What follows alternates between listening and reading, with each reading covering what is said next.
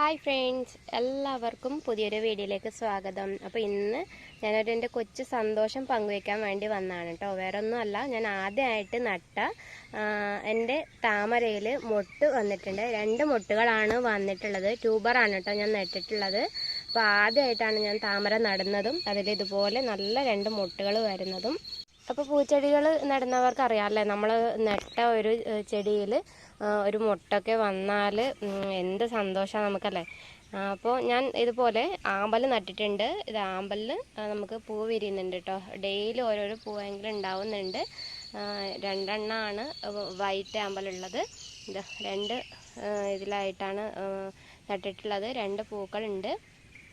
പിന്നെ വേറൊരു ആമ്പൽ ഞാനിവിടെ നട്ടിട്ടുണ്ട്, അതിൽ മൊട്ട് വന്നിട്ടുണ്ട്.